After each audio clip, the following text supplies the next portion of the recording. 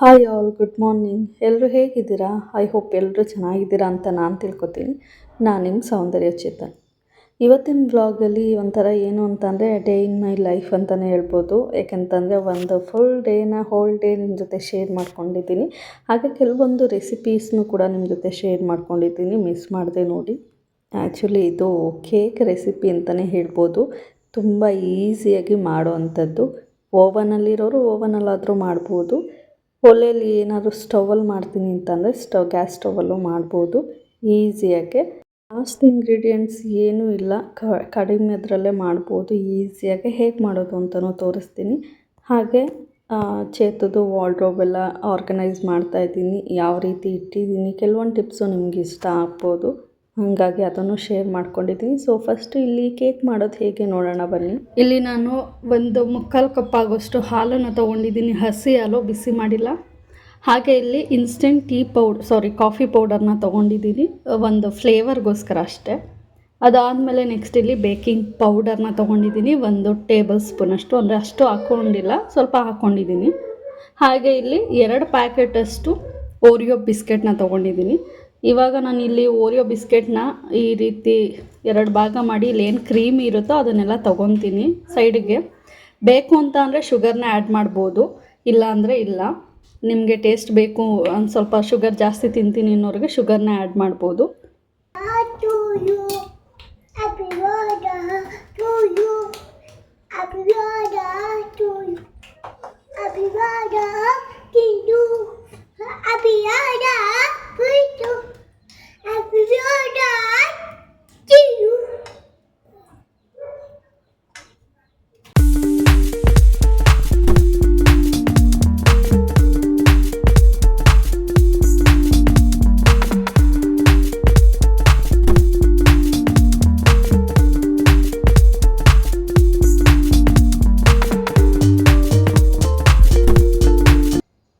ಈಗ ಇದರಲ್ಲಿರೋ ಕ್ರೀಮಿನೆಲ್ಲ ಸಪ್ರೇಟಾಗಿ ಇಟ್ಕೊಂಡಿದ್ದೀನಿ. ಇದನ್ನು ಮಿಕ್ಸಿ ಮಾಡ್ಕೋಬೇಕಾಗತ್ತೆ. ಸೊ ಜಾರಲ್ಲಿ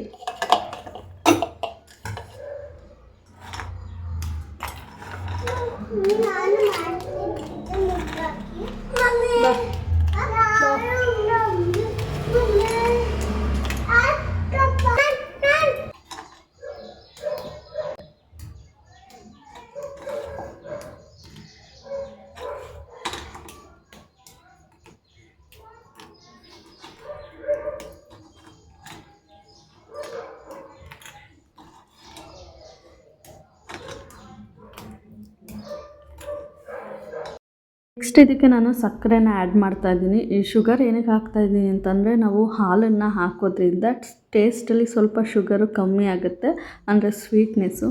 ಅದಕ್ಕೋಸ್ಕರ ನಾನು ಶುಗರ್ನ ಇಲ್ಲಿ ಆ್ಯಡ್ ಮಾಡ್ತಾಯಿದ್ದೀನಿ. ನಿಮಗೆ ಎಷ್ಟು ಬೇಕೋ ಅಷ್ಟನ್ನು ನೀವು ಆ್ಯಡ್ ಮಾಡ್ಕೋಬೋದು. ನಾವು ಸ್ವಲ್ಪ ಶುಗರ್ ಕಡಿಮೆ ತಿನ್ನೋದು, ಹಾಗಾಗಿ ನಾವು ಅಷ್ಟನ್ನು ಮಾತ್ರ ಹಾಕ್ಕೊತಾ ಇದ್ದೀನಿ ಸ್ವಲ್ಪ. ಅದಾದಮೇಲೆ coffee powder, instant coffee powder ಹೇಳಿದ್ನಲ್ಲ, ಅದನ್ನು ಹಾಕ್ಕೊತಾ ಇದ್ದೀನಿ. ಒಂದು ಫ್ಲೇವರ್ಗೋಸ್ಕರ ಅಷ್ಟೇ ಅದನ್ನು ಹಾಕ್ಕೊಂಡಿರೋದು.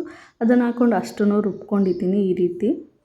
ಇವಾಗ ಒಂದು ಬೌಲಿಗೆ ಹಾಕ್ಕೊತಾ ಇದ್ದೀನಿ. ಇದರಲ್ಲೇ ನಾನು ಮಿಕ್ಸ್ ಮಾಡ್ಕೊಳ್ಳೋದು, ಅದಕ್ಕೆ ಹಾಕ್ಕೊತಾ ಇದ್ದೀನಿ ಇದಿಷ್ಟುನು. ಇವಾಗ ಇದಕ್ಕೆ ನಾನು ಹಾಲನ್ನು ಹಾಕ್ಕೊತಾ ಇದ್ದೀನಿ. ನೋಡಿಕೊಂಡು ಎಷ್ಟು ಬೇಕೋ ಅಷ್ಟು ಮಿಕ್ಸ್ ಮಾಡ್ಕೋಬೇಕಾಗುತ್ತೆ. ಒಂದೇ ಸಲ ಹಾಕ್ಕೊಂಡ್ರೆ ಫುಲ್ ತೆಳ ಆಗುತ್ತೆ, ಇಲ್ಲ ಗಟ್ಟಿ ಆಗುತ್ತೆ. ಹಾಗಾಗಿ ನೋಡ್ಕೊಂಡು ಒಂದ್ಸಲಿ ಮಿಕ್ಸ್ ಮಾಡ್ಕೋಬೇಕು. ಹಾಕಿ.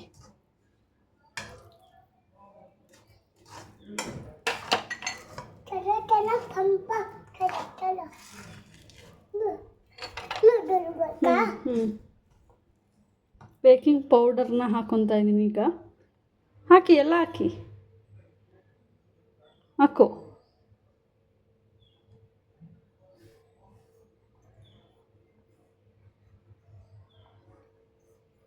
ಬೇಕಿಂಗ್ ಪೌಡರ್ ಇಲ್ಲ ಅಂತ ಅಂದರೆ ಏನೋ ಬರುತ್ತೆ ಗೊತ್ತಾ, ಸೊ ಅದನ್ನಾದರೂ ಹಾಕ್ಕೋಬೋದು. ಇರಮ್ಮ ಅಷ್ಟೇ ಸಾಕು. ಈ ಮಿಕ್ಸ್ಚರ್ಗೆ ಇನ್ನೂ ಸ್ವಲ್ಪ ಹಾಲು ಬೇಕು, ಹಂಗಾಗಿ ಮತ್ತೆ ಹಾಕ್ತಾಯಿದ್ದೀನಿ. ಕನ್ಸಿಸ್ಟೆನ್ಸಿ ನೋಡಿಕೊಂಡು ಕಲಿಸ್ಕೊಂಡು ಹಾಕ್ಕೋಬೇಕಾಗತ್ತೆ, ಅದು ಬೇಡ. ಈ ರೀತಿ ಕನ್ಸಿಸ್ಟೆನ್ಸಿ ಇರಬೇಕಾಗತ್ತೆ.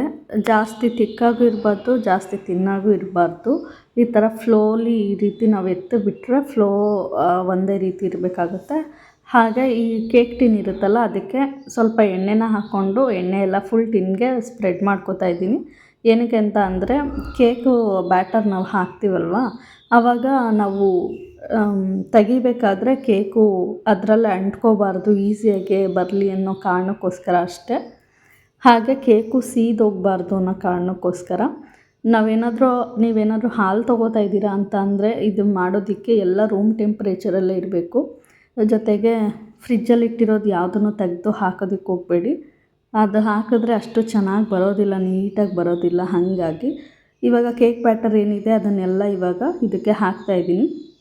ಆ್ಯಕ್ಚುಲಿ ನಾನು ಓವನಲ್ಲಿ ಮಾಡ್ತಿರೋದ್ರಿಂದ ನಾನು ಓವನಲ್ಲಿ ಇಡ್ತಾಯಿದ್ದೀನಿ. ನೀವೇನಾದರೂ ಗ್ಯಾಸ್ ಸ್ಟವಲ್ಲಿ ಮಾಡ್ತೀನಿ ಅಂತ ಅಂದರೆ ಗ್ಯಾಸ್ ಸ್ಟವಲ್ಲೂ ಮಾಡ್ಬೋದು. ಸೊ ನಾನು ಇವಾಗ ಇದನ್ನೆಲ್ಲ ಒಂದ್ಸಲ ಫುಲ್ಲು ಕ್ಲೀನಾಗಿ ಟ್ಯಾಪ್ ಮಾಡಿಕೊಂಡು ಓವನಲ್ಲಿ ಇಡ್ತಾಯಿದ್ದೀನಿ. ಓವನಲ್ಲಿ ಇಡಬೇಕಾದ್ರೆ ಕೇಕ್ ಟಿನ್ನಲ್ಲಿ ಯಾವತ್ತೇ ಆಗಲಿ ನಾವು ಕೇಕ್ ಬ್ಯಾಟರ್ನ ಹಾಕಿದಾಗ ಮಿನಿಮಮ್ 1 ಇಂಚಷ್ಟು ಗ್ಯಾಪ್ ಇಟ್ಟಿರಬೇಕು. ಏಕೆಂತಂದರೆ ಆ ಕೇಕು ಫ್ಲಫಿಯಾಗಿ ಬರುತ್ತಲ್ಲ, ಅದಕ್ಕೋಸ್ಕರ ಆ ಗ್ಯಾಪ್ ಇರಬೇಕು ಅನ್ನೋ ಕಾರಣಕ್ಕೋಸ್ಕರ ಅಷ್ಟೇ. ಈಗ ಕೇಕ್ ಮೇಲೆ ಕ್ರೀಮಿ ಬರುತ್ತಲ್ವ, ಕ್ರೀಮಿ ಸ್ಟ್ರೆಚರು, ಸೊ ಅದಕ್ಕೋಸ್ಕರ ನಾನಿಲ್ಲಿ ರೆಡಿ ಮಾಡ್ಕೋತಾ ಇದ್ದೀನಿ. ಇದಕ್ಕೆ ಶುಗರ್ನ ಆ್ಯಡ್ ಮಾಡ್ತಾಯಿದ್ದೀನಿ. ಹಾಗೆ ಕ್ರೀಮ್ ಏನು ತೊಗೊಂಡಿದ್ದೆ ಬಿಸ್ಕೆಟ್ದು ಅದನ್ನು ಕೂಡ ಹಾಕ್ಕೊತಾ ಇದ್ದೀನಿ. ಇದಕ್ಕೆ ಶುಗರ್ ಆ್ಯಡ್ ಮಾಡೋರು ಮಾಡ್ಬೋದು, ಇಲ್ಲ ಅಂದರೆ ಇಲ್ಲ. ಶುಗರ್ ರೀಸನ್ ಏನಕ್ಕೆ ಆ್ಯಡ್ ಮಾಡ್ತಾಯಿದ್ದೀನಿ ಅಂತ ಅಂದರೆ ಚಾಕ್ಲೇಟ್ ಸಿರಪ್ನ ನಾನಿಲ್ಲಿ ಯೂಸ್ ಮಾಡ್ತಾಯಿದ್ದೀನಿ. ಚಾಕ್ಲೇಟ್ ಸಿರಪ್ಪು ಸ್ವಲ್ಪ ಕಹಿ ಇರುತ್ತೆ, ಸ್ವೀಟು ಇರುತ್ತೆ ಬಟ್ ಕಹಿ ಇರುತ್ತೆ. ಅದು ಮ್ಯಾನೇಜ್ ಮಾಡೋಕ್ಕೋಸ್ಕರ ಸ್ವಲ್ಪ ಶುಗರ್ನ ಮಾತ್ರ ನಾನು ಆ್ಯಡ್ ಮಾಡ್ತಾ ಇರೋದು. ಅದಾದಮೇಲೆ ಕೋಕೋ ಪೌಡರ್ ಕೂಡ ಹಾಕ್ತಾಯಿದ್ದೀವಲ್ವ, ಅದು ಸ್ವಲ್ಪ ಕಹಿ ಇರುತ್ತೆ ಅದಕ್ಕೋಸ್ಕರ. ಆ್ಯಂಡ್ ಇದಾದಮೇಲೆ ನಾನು ಕಾಫಿ ಇನ್ಸ್ಟೆಂಟ್ ಪೌಡರ್ನ ಸ್ವಲ್ಪ ಹಾಕ್ಕೊಂಡೆ ಟೇಸ್ಟಿಗೋಸ್ಕರ ಅಷ್ಟೇ. ಆಮೇಲೆ ಕೋಕೋ ಪೌಡರ್ನ ಸ್ವಲ್ಪ ಹಾಕ್ಕೊತಾ ಇದ್ದೀನಿ, ಕಲ್ಲರ್ಗೋಸ್ಕರ ಅಷ್ಟೇ ಹಾಕ್ಕೊತಾ ಇರೋದು ಅದನ್ನು. ನೆಕ್ಸ್ಟ್ ಇವಾಗ ಏನು ಹೇಳ್ತಾರೆ, ಚಾಕ್ಲೇಟ್ ಸಿರಪ್ನ ಹಾಕ್ಕೊತಾ ಇದ್ದೀನಿ. ಇದು ಹಾಕ್ಕೊಳ್ಳಿಲ್ಲ ಅಂತ ಅಂದರೆ ಹಾಲನ್ನು ಬೇಕಾದರೂ ಹಾಕ್ಕೋಬೋದು. ಹಾಲು ಹಾಕಿದ್ರೆ ಅಷ್ಟು ಥಿಕ್ನೆಸ್ ಬರೋದಿಲ್ಲ. ಮತ್ತು ಹಾಲು ಜೊತೆ ನೀರನ್ನು ಮಿಕ್ಸ್ ಮಾಡೋದಕ್ಕೆ ಹೋಗಬೇಡಿ. ಇದೇನಾದರೂ ಇಲ್ಲ ಅಂತ ಅಂದರೆ ಬರೀ ಹಾಲು, ಗಟ್ಟಿ ಹಾಲು ಮಾತ್ರ ಹಾಕ್ಕೊಳ್ಳಿ. ಇದೇನಾದರೂ ಥಿಕ್ಕಾಗಿ ಬರಲಿಲ್ಲ ಅಂತಂದರೆ 1-2-3 ಸಲ ಮತ್ತೆ ನೀವು ಗ್ರೈಂಡ್ ಮಾಡ್ಕೊಳ್ಳಿ ಅಷ್ಟೇ. ನೆಕ್ಸ್ಟು ಇವಾಗ ಇದಾಗಿದೆ. ನಮ್ಮ ಓವನಲ್ಲಿ ಏನು ಅಂತ ಅಂದರೆ 7 ಮಿನಿಟ್ಸು 5 ಮಿನಿಟ್ಸ್ಗೆಲ್ಲ ಕೇಕ್ ಆಗಿಬಿಡುತ್ತೆ. ಸೊ ಅದು ನನಗೆ ತುಂಬ ಇಷ್ಟ ಆಯಿತು ಆ್ಯಕ್ಚುಲಿ. ಅದಕ್ಕೋಸ್ಕರ ನಾನು 7 ಮಿನಿಟ್ಸ್ ಅಂತ ಹೇಳಿರೋದು. ನಿಮ್ಮ ಓವನಲ್ಲಿ ಅಥವಾ ಗ್ಯಾಸ್ ಸ್ಟವಲ್ಲಿ ಮಾಡ್ತಾಯಿದ್ದೀರಾ ಅಂತ ಅಂದರೆ ಸ್ವಲ್ಪ ಜಾಸ್ತಿ ಹೊತ್ತು ನೀವು ಬೇಯೋದಕ್ಕೆ ಇಡಬೇಕಾಗತ್ತೆ. ಈಗ ಇದು ನೋಡಿ, ಇದು ಆಗಿದೆ. ಕೇಕ್ ಮೇಲೆ ಹಾಕುವಂಥ ಥಿಕ್ ಲೇಯರು ಏನು ಹೇಳ್ತೀವಿ ಚಾಕ್ಲೇಟ್ ಕ್ರೀಮ್ ರೆಡಿಯಾಗಿದೆ. ಇವಾಗ ಇದನ್ನು ನಾವು ಡೆಕೋರೇಟ್ ಮಾಡೋಣ.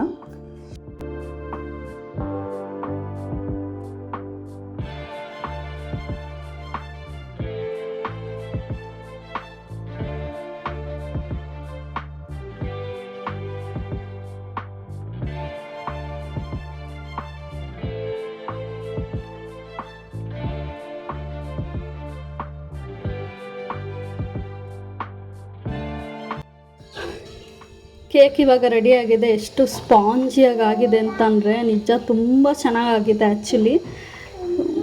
ಟೇಸ್ಟ್ ಮಾಡಿ ನೋಡಬೇಕು. ಸದ್ಯಕ್ಕೆ ಇವಾಗ ಇದ್ರ ಮೇಲೆ ಚಾಕ್ಲೇಟ್ ಕೋಟ ಹಾಕೋಣ. ಇವಾಗ ನಾನು ಏನು ಇಂಗ್ರೀಡಿಯೆಂಟ್ಸ್ ಎಲ್ಲ ಹಾಕ್ಬಿಟ್ಟು ಮಾಡಿದ್ದೆ ಇದನ್ನು ಇಲ್ಲಿಗೆ ಹಾಕ್ತಾಯಿದ್ದೀನಿ. ಎಲ್ಲ ಲಶ್ಯ ಕೈತ ಇದಿಷ್ಟನ್ನು ಇಲ್ಲಿಗೆ ಹಾಕ್ಕೊತಾ ಇದ್ದೀನಿ. ನೀನಾ ಇರು.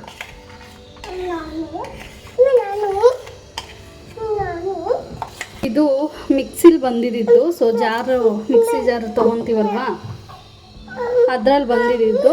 ಸೊ ಈ ಸ್ಪ್ಯಾಚುಲರಲ್ಲೇ ನಾನು ಇದನ್ನು ಕ್ಲೀನಾಗೆ ಸ್ಪ್ರೆಡ್ ಮಾಡ್ಕೋತಾ ಇದ್ದೀನಿ.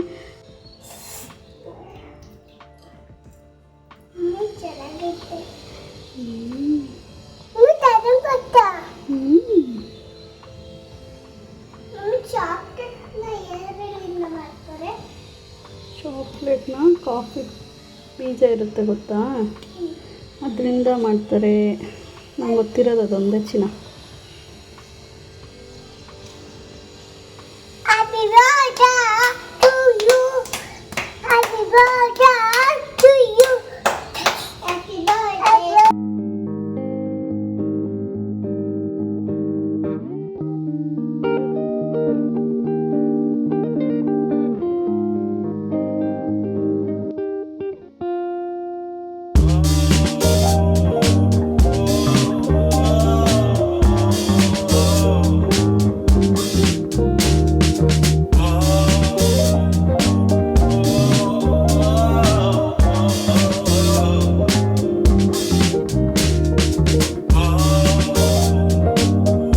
ಕಟ್ ಮಾಡಬೇಕಾದ್ರೆ ಎಷ್ಟು ಸಾಫ್ಟಾಗಿ ಫ್ಲಫಿಯಾಗಿತ್ತು ಅಂತ ನೀವು ನೋಡ್ಬೋದು. ಹಾಗೆ ನಾನು ಇದನ್ನು ಒಂದು ಸ್ವಲ್ಪ ಹೊತ್ತು ಒಂದು 10 ನಿಮಿಷ ನಾನು ಫ್ರೀಝರಲ್ಲಿ ಇಟ್ಟಿದ್ದೆ. ಏನಕ್ಕೆ ಅಂತಂದರೆ ಮೇಲ್ಗಡೆ ಕ್ರೀಮ್ ಹಾಕಿದ್ದೆ ಅಲ್ವಾ, ಅದು ಸ್ವಲ್ಪ ಗಟ್ಟಿಯಾಗಲಿ ಅಂತ ಅನ್ನೋಕ್ಕೋಸ್ಕರ ಅಷ್ಟೇ. ನೀವೇನಾದರೂ ತೆಳ್ಳಗೆ ಮಾಡ್ಕೊಂಡಿದ್ದೀರಾ ಅಂತಂದರೆ ಇದನ್ನು ನೀವು ಟ್ರಿಕ್ಸ್ನ ಯೂಸ್ ಮಾಡ್ಬೋದು. ನಾನಿಲ್ಲಿ ಅಷ್ಟು ತೆಳ್ಳಗೇನು ಮಾಡ್ಕೊಂಡಿರಲಿಲ್ಲ, ಗಟ್ಟಿಗೆ ಮಾಡ್ಕೊಂಡಿದ್ದೆ. ಆದರೂ ಸ್ವಲ್ಪ ಫ್ರಿಜ್ಜಲ್ಲಿ ಇಟ್ಟಿದ್ದೆ. ಇದಕ್ಕೆ ನಾನು ಡೆಕೋರ್ ಆಗಿ ಅಂತ ಅಂದ್ಬಿಟ್ಟು ಚಾಕ್ಲೇಟ್ ಸಿರಪ್ನ ಹಾಕ್ತಾಯಿದ್ದೀನಿ ಅಷ್ಟೇ. ಮಕ್ಳುಗಳಿಗೆ ನೋಡೋದಕ್ಕೆ ಲುಕ್ಕಾಗಿದ್ದರೆ ತಿನ್ನೋದಕ್ಕೆ ಇಷ್ಟಪಡ್ತಾರೆ, ಚೆನ್ನಾಗಿರುತ್ತೆ ಅಂತ ಅದಕ್ಕೋಸ್ಕರ ಹಾಕ್ತಾಯಿದ್ದೀನಿ. ಆಪ್ಷನಲ್ಲು ಬೇಕು ಅಂದರೆ ಹಾಕ್ಕೊಳ್ಳಿ, ಇಲ್ಲ ಅಂದರೆ ಇಲ್ಲ. ಇವಾಗ ನಾವು 3 ಜನ ತಿನ್ನೋದಕ್ಕೆ ರೆಡಿಯಾಗಿದ್ದೀವಿ. ತುಂಬ ಚೆನ್ನಾಗಿದೆ. ನೀವು ಒಂದ್ಸಲಿ ಟ್ರೈ ಮಾಡಿ, ಖಂಡಿತ ಇಷ್ಟಪಡ್ತೀರ. ಅಷ್ಟು ಸಕ್ಕತ್ತಾಗಿರುತ್ತೆ. ಓರಿಯೋ ಬಿಸ್ಕೆಟಲ್ಲಿ ಆರಾಮಾಗಿ ಮಾಡ್ಬೋದು ಈಸಿಯಾಗೆ. ಸೊ ಇವಾಗ ನಾನು ನನ್ನ ಮಕ್ಕಳಿಗೆ ಸರ್ವ್ ಮಾಡ್ತಾಯಿದ್ದೀನಿ.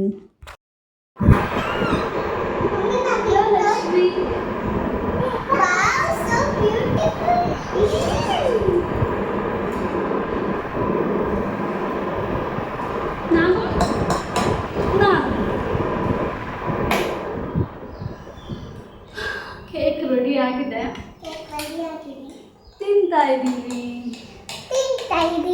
ಚಿನ್ನ ಹೆಂಗಿದೆ ಅಂತ ಹೇಳ್ಬೇಕು. ಲಕ್ಷ್ಮಿಗೆ ತಿನ್ನು, ಲಕ್ಷ್ಮಿಗೆ ಹಿಂಗೆ ಇಲ್ಲ ಮಾಡು.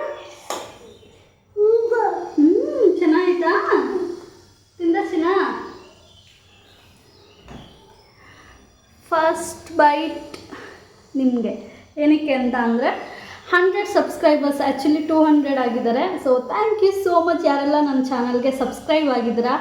ಅದಕ್ಕೋಸ್ಕರ ಈ ಬೈಟ್ ನಿಮಗೆ. ಆ್ಯಂಡ್ ಹೀಗೆ ಬ್ಲೆಸ್ ಮಾಡ್ತಾಯಿರಿ ಆ್ಯಂಡ್ ಲವ್ ಮಾಡ್ತಾಯಿರಿ.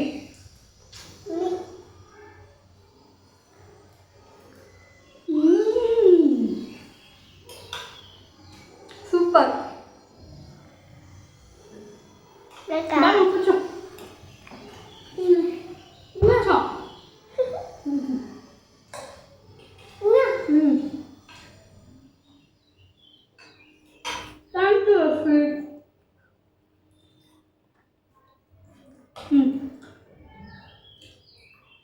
ಇಷ್ಟ ಆಯ್ತಾ?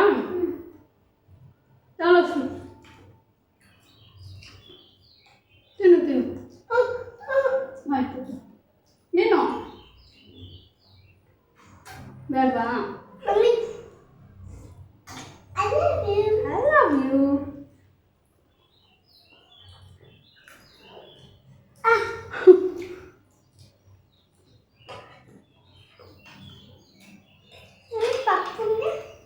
ಪಪ್ಪಂಗೆ ಇಟ್ಟಿದ್ದೀನಿ. ಮಕ್ಕಳುಗಳಿಗೆ ಹೀಗೆ ಮನೇಲೇ ಮಾಡಿಕೊಟ್ರೆ ಏನಾದರೂ ಈ ಥರ ಸ್ನ್ಯಾಕ್ಸ್ ಐಟಮ್ಸು ಎಂಜಾಯ್ ಮಾಡ್ಕೊಂಡು ತಿಂತಾರೆ. ಹಾಗಾಗಿ ನಾವು ಕೂಡ ಒಂದೊಂದೇ ಏನಾದರೂ ಸ್ನ್ಯಾಕ್ಸ್ ಐಟಮ್ಸು ರೆಸಿಪೀಸ್ನೆಲ್ಲ ಕಲ್ತ್ಕೋಬೋದು. ನಾನಂತೂ ಅದು ಎಷ್ಟು ವೆರೈಟೀಸ್ ಆಫ್ ತಿಂಡಿಗಳು ಸ್ನ್ಯಾಕ್ಸು ಎಲ್ಲ ಮಾಡ್ತಾಯಿರ್ತೀನಿ. ಅದು ಓನ್ಲಿ ಬಿಕಾಸ್ ಆಫ್ ಇವರಿಬ್ಬರಿಗೆ.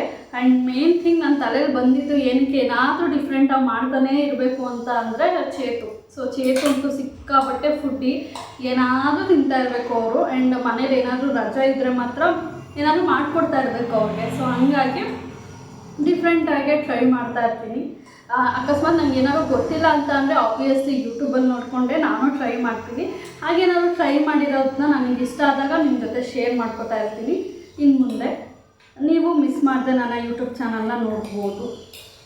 ಈ ರೀತಿ ಡಿಫ್ರೆಂಟ್ ರೆಸಿಪಿಗೋಸ್ಕರ, ಹಾಗೆ ನಾರ್ಮಲ್ ಡೈಲಿ ಬ್ಲಾಗೋಸ್ಕರ. Thank you. ನನ್ನ ಮಕ್ಕಳಿಗೆ ಕೇಕ್ ಅಂದರೆ ಸಿಕ್ಕಾಪಟ್ಟೆ ಇಷ್ಟ. ಅದರಲ್ಲೂ ಹೊರಗಡೆ ತಿಂತಾರಿಲ್ಲ ಅಂತ ಹೇಳ್ತಿಲ್ಲ, ಬಟ್ ಮನೇಲಿ ಮಾಡ್ತಾಯಿದ್ದೀನಿ ಅಂತ ಅಂದರೆ ಅವರು ಜೊತೆಯಲ್ಲೇ ಬರ್ತಾರೆ. ಏನಾದರೂ ಮಾಡ್ತಿದ್ರೆ ನಾನು ಮಾಡ್ತೀನಿ ಅಂತ. ಸಮ್ಟೈಮ್ಸ್ ಕೋಪ ಬರುತ್ತೆ ನನಗೆ, ಯಾಕೆಂತಂದರೆ ವೀಡಿಯೋ ಶೂಟ್ ಮಾಡ್ತಾ ಇರ್ತೀನಿ. ಹಾಗಾಗಿ ನಾನು ಏನಾದರೂ ಬೈ ಮಿಸ್ಸಾಗಿ ಜಾಸ್ತಿ ಹಾಕೋದು ಕಮ್ಮಿ ಹಾಕೋದು ಆ ರೀತಿ ಆಗಿಬಿಟ್ರೆ ಟೇಸ್ಟ್ ಡಿಫ್ರೆನ್ಸ್ ಆಗುತ್ತೆ, ಮತ್ತು ಕ್ವಾಂಟಿಟಿಗೆಲ್ಲ ಡಿಫ್ರೆನ್ಸ್ ಆಗಿಬಿಡುತ್ತೆ, ವೇರಿಯೇಷನ್ ಆಗಿಬಿಡುತ್ತೆ ಅಂತ ಸಮ್ಟೈಮ್ಸ್ ಕೋಪ ಬರುತ್ತೆ.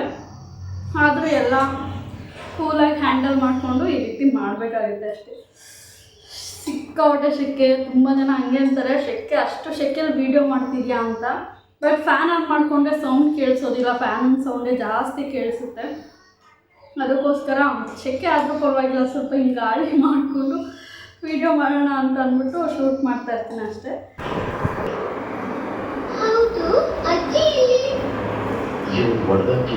ಸರಿ ಮಾಡಿಕೊಡೋದಕ್ಕೆ ಅಂತ ಹೋಗಿದ್ದಾಳೆ. ನಮ್ಮ ಮನೇಲಂತೂ ಇತ್ತೀಚೆಗೆ ಚಿಂಟು ಟಿ ವಿ ಒಂದೇ ಇದಾಗೋದು. ಏಕೆಂತಂದರೆ ಮಕ್ಳುಗಳು ಈಗ ಬೆಳೆದಿದ್ದಾರೆ, ಅವ್ರಿಗಿಷ್ಟ ಆಗೋ ಚಾನಲ್ನೇ ಅವ್ರನ್ನ ಹಾಕ್ಕೊಂಡು ನೋಡಬೇಕು ಅನ್ನೋ ಒಂದು ಆಸೆ ಅವ್ರಿಗಿರುತ್ತೆ. ಹಾಗಾಗಿ ನಾನು ಜಾಸ್ತಿ ಟಿ ವಿ ನೋಡೋದಕ್ಕೆ ಹೋಗಲ್ಲ. ಮೊಬೈಲ್ ಇರುತ್ತೆ, ಮೊಬೈಲಲ್ಲೇ ನೋಡ್ಕೋತೀನಿ. ಅವ್ರ ಪಾಡಿಗೆ ಅವ್ರು ಟಿ ವಿ ನೋಡ್ಕೊಂಡಿರಲಿ ಅಂದ್ಬಿಟ್ಟು ಮೊಬೈಲ್ ನಾನು ಜಾಸ್ತಿ ಇವಾಗ ರೂಢಿ ಮಾಡ್ತಾಯಿಲ್ಲ. ಅದು ಅಭ್ಯಾಸ ಆದರೆ ಅದು ಬ್ಯಾಡ್ ಹ್ಯಾಬಿಟ್ ಆಗುತ್ತೆ. ಹಾಗಾಗಿ ನೆಕ್ಸ್ಟು ಈ ಮಳೆಗಾಲದಲ್ಲಿ ಏನು ಅಂತಂದರೆ ಬಟ್ಟೆಗಳು ಒಣಗೋದೇ ಲೇಟು. ಅದರಲ್ಲೂ ನಾವು ಬೆಡ್ಶೀಟು ಅದೆಲ್ಲ ಹಾಕ್ತೀವಿ ಅಂತಂದರೆ 1-2 ಡೇಸ್ ಆದರೂ ಬೇಕಾಗುತ್ತೆ. ಈಗ ನನ್ನ ಪರಿಸ್ಥಿತಿನೂ ಅದೇ ಆಗಿದ್ದು. 2 ಡೇಸ್ ಆದಮೇಲೆ ನಾನು ಬಟ್ಟೆನೆಲ್ಲ ಎತ್ತಿಟ್ಕೋತಾ ಇದ್ದೀನಿ. ಅದಾದಮೇಲೆ ನಾರ್ಮಲ್ ನಾವು ಡೈಲಿ ವೇರ್ ಏನು ಬಟ್ಟೆಗಳು ಹಾಕ್ಕೊಂಡಿದ್ವೋ ಸೊ ಅದನ್ನೆಲ್ಲ ಒಗೆಯೋದಕ್ಕೆ ಅಂತ ಹಾಕಿದ್ದೆ. ಇವಾಗ ಅದನ್ನು ನಾನು ಒಣಗೋದಕ್ಕೆ ಅಂತ ಹಾಕ್ತಾಯಿದ್ದೀನಿ. ಗೊತ್ತಿಲ್ಲ ಇದಿನ್ನು ಎಷ್ಟು ದಿನ ಆಗುತ್ತೆ ಅಂತ. ರಾಮನಗರದಲ್ಲಿರೋರು ಗೊತ್ತಾಗುತ್ತೆ ಮಳೆ ಹೇಗೆ ಬರ್ತಿದೆ ಅಂತ. ಇವತ್ತು ಚೇತು ವಾರ್ಡ್ರೋಬ್ನ ನಾನು ಕ್ಲೀನ್ ಮಾಡ್ತಾಯಿದ್ದೀನಿ. ಏನಕ್ಕೆ ಅಂತಂದರೆ ಸಿಕ್ಕಾಬಟ್ಟೆ ಮೆಸ್ಸಿಯಾಗಿ ಇಟ್ಕೊಂಡಿದ್ದಾರೆ. ಸಿಕ್ಕಾಬಟ್ಟೆ ಮೆಸ್ಸಪ್ ಆಗಿದೆ. ಯಾವ ಥರ ಆಗಿದೆ ತೋರಿಸ್ತೀನಿ. ನಾನು ಇಡೋದೇ ಒಂಥರ, ಅವ್ರ ಬಟ್ಟೆ ಎತ್ಕೋಬೇಕಾದ್ರೆ ಎತ್ಕೊಳ್ಳೋದೇ ಒಂಥರ. ಯಾವಾಗಲೂ ನಾವೇ ಬಟ್ಟೆ ಎತ್ಕೊಳ್ಳೋದಕ್ಕಾಗಲ್ಲ ಅಲ್ವಾ, ಕ್ಲೀನಾಗಿ ಇಟ್ಟಿರ್ತೀವಿ, ನೋಡ್ಬಿಟ್ಟು ಎತ್ಕೋಬೇಕು. ಸ್ಟಾರ್ಟಿಂಗ್ ಹಾಗೆ ಇದ್ದಿದ್ದು ಆ್ಯಕ್ಚುಲಿ. ಎಷ್ಟು ನೀಟಾಗಿದ್ರು ಅಂದರೆ ವಾರ್ಡ್ರೋಬಲ್ಲಿ ನೀಟಾಗಿ ಎತ್ಕೊಳ್ಳೋರು, ನೀಟಾಗಿ ಅಲ್ಲೇ ಇಡೋರು. ಈಗ ಬೇಗ ಕೆಲ್ಸಕ್ಕೆ ಹೋಗಬೇಕು, ಎದ್ದೇಳಬೇಕು, ಎಲ್ಲ ಟೆನ್ಷನ್ ಇಟ್ಕೊಂಡು ಹೆಂಗೆ ಬೇಕು ಹಂಗೆ ಎತ್ತೋದು ಬಿಸಾಕ್ತಾ ಇರೋದೆ. ಸೊ ಎಷ್ಟು ಮೆಸ್ಸಪ್ ಆಗಿದೆ. ನಿಮ್ಗೆ ಹಂಗೆ ಅನ್ನಿಸ್ತಾ ಇರ್ಬೋದು, ಬಟ್ ಇಲ್ಲೆಲ್ಲ ಕ್ಲೀನಾಗೇ ಇದೆ. ಅಲ್ಲೆಲ್ಲ ನೋಡೋದಕ್ಕೆ ನಾನು ಆ ರೀತಿ ಎಲ್ಲ ಇಟ್ಕೊಂಡಿರಲಿಲ್ಲ. ಆ್ಯಂಡ್ ಕೆಳಗಡೆ ಎಲ್ಲ ಹಂಗಂಗೆ ಇದೆ. ಹೆಂಗಂದ್ರೆ ಹಿಂಗೆ ಅವ್ರ ಶಾರ್ಟ್ಸೇ ಬೇರೆ, ಟವಲ್ಸೇ ಬೇರೆ, ಇನ್ನರ್ ವೇರ್ಸೇ ಬೇರೆ, ಹಿಂಗಿಟ್ಟಿದೆ. ಎಲ್ಲ ಮೆಸ್ಸಪ್ ಆಗಿದೆ. ಆ್ಯಂಡ್ ಕೆಳಗಡೆ ನನ್ನ ಡ್ರೆಸ್ಸು ಮತ್ತು ಅಪ್ಪ ಅಮ್ಮನ ಡ್ರೆಸ್ಗಳೆಲ್ಲ ಹಾಗೆ ಸ್ವಲ್ಪ ಇಟ್ಟಿದ್ದೀನಿ. ಈ ಕೆಳಗಡೆ ಅಷ್ಟು ಖಾಲಿ ಇತ್ತು, ಏನಕ್ಕೆ ಬಿಡೋದು ಅಂತ ಅಂದ್ಬಿಟ್ಟು ನಮ್ಮ ಡ್ರೆಸ್ ಎಲ್ಲ ಹಾಗೆ ಇಟ್ಕೊಂಡಿದ್ದೀನಿ. ಇವಾಗ ಇದನ್ನೆಲ್ಲ ಕ್ಲೀನ್ ಮಾಡಿ ನಾನು ಆ್ಯಕ್ಚುಲಿ ಚೇತು ಜೀನ್ಸ್ಗಳೇ ಬೇರೆ ಮತ್ತು ಆಫೀಸ್ ವೇರ್ಗಳೇ ಬೇರೆ ಇಟ್ಟಿದ್ದೆ. ಈ ರೀತಿ ಸಾಫ್ಟ್ ಕ್ಲಾತು ಮತ್ತು ಏನು ಹೇಳ್ತಾರೆ ಇನ್ನೊಂದಕ್ಕೆ ಏನೋ ಹೇಳ್ತಾರಲ್ಲ ಇದಕ್ಕೆ ಫಾರ್ಮಲ್ಸೇ ಬೇರೆ, ಜೀನ್ಸೇ ಬೇರೆ, ಶಾರ್ಟ್ಸೇ ಬೇರೆ, ಆ ರೀತಿ ಇಟ್ಟಿದ್ದೆ. ಎಲ್ಲ ಮೆಸ್ಸಪ್ ಮಾಡ್ಕೊಂಡು ಕೂತಿದ್ದಾರೆ. ಈಗೆಲ್ಲ ಕ್ಲೀನಾಗೆ ಜೋಡಿಸ್ಬೇಕು. ಈಗ ನಾನು ಫ್ಯಾನ್ ಆನ್ ಮಾಡ್ತೀನಿ, ಏನೂ ಕೇಳಿಸೋದಿಲ್ಲ. ಸೊ ನಾನು ವಾಯ್ಸ್ ಓವರ್ನ ನೆಕ್ಸ್ಟ್ ಕೊಡ್ತೀನಿ. ಫ್ಯಾನ್ ಆನ್ ಮಾಡಿಸ್ತೀನಿ. ಸಿಕ್ಕಾಬಿಟ್ಟು ಸೆಕೆ ಇದೆ. ಫಸ್ಟ್ ರ್ಯಾಕು ಫುಲ್ ಖಾಲಿಯಾಗಿ ಎಲ್ಲ ಮಡ್ಚಿಟ್ಟಿದ್ದೀನಿ. ಇವಾಗ ಒಂದೊಂದನ್ನೇ ಇಡಬೇಕು. ನಾನು ಯಾವ ರೀತಿ ಇಡ್ತೀನಿ ಅಂತ ಅಂದರೆ, ಇವಾಗ ವೈಟು, ಬ್ಲೂ, ಗ್ರೀನ್ ಈ ರೀತಿ ಇದ್ದರೆ ವೈಟ್ ಬಟ್ಟೆ ಅಂದರೆ ವೈಟ್ ಕ್ಲಾತ್ ಯಾವುದಾದ್ರೂ ಆಗಿರ್ಬೋದು, ಶರ್ಟ್ಸ್ ಅವ್ರ ಏನು ಹೇಳ್ತಾರೆ ಟೀ ಶರ್ಟ್ಸು ಆ ಥರ ಆಗಿರ್ಬೋದು, ಒಂದೇ ಇದರಲ್ಲಿ ಇಡ್ತೀನಿ. ಏನಕ್ಕೆ ಅಂತಂದರೆ ಗೊತ್ತಾಗುತ್ತಲ್ವ ಅವ್ರಿಗೆ ಯಾವ್ಯಾವ ಬಟ್ಟೆ ಅಂತ ಅಂದ್ಬಿಟ್ಟು. ಈ ರೀತಿ ವೈಟ್ ಇದ್ದರೆ ಹೀಗೆ ವೈಟ್ ಇಷ್ಟನ್ನು ಹೀಗೆ ಇಡ್ತಾಯಿದ್ದೀನಿ.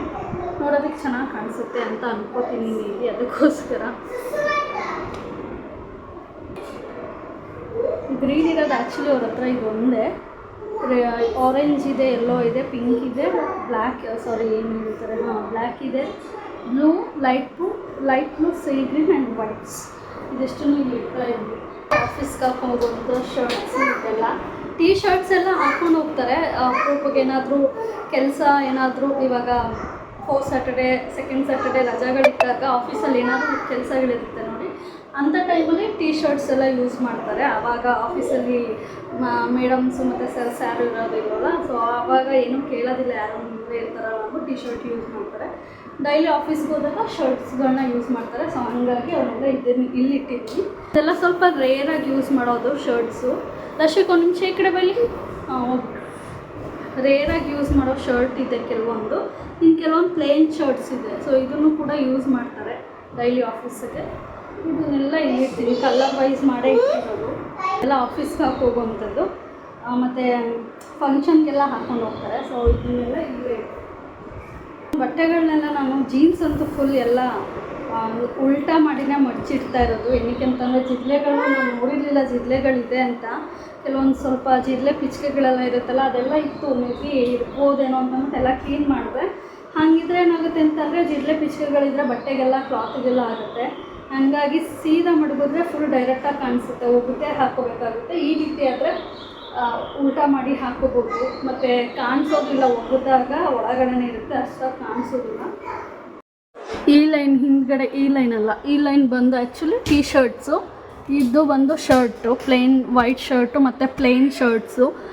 ಇಲ್ಲಿ ಬಂದು ಚೆಕ್ ಶರ್ಟು ಮತ್ತು ಫ್ಲವರ್ದು ಡಿಸೈನ್ ಅದೆಲ್ಲ ಇರುತ್ತಲ್ಲ, ಸೊ ಆ ಥರ ಶರ್ಟ್ಸು ಈ ಲೈನ್ ಬರುತ್ತೆ ಇಟ್ಟಿರೋದು. ಆ್ಯಂಡ್ ಇಲ್ಲಿ ಬಂದು ಆಫೀಸ್ಗೆ ಹಾಕೋಗೋಂಥ ಫಾರ್ಮಲ್ ಪ್ಯಾಂಟ್ಸು, ಇದು ಶಾರ್ಟ್ಸು, ಅದು ಜೀನ್ಸು.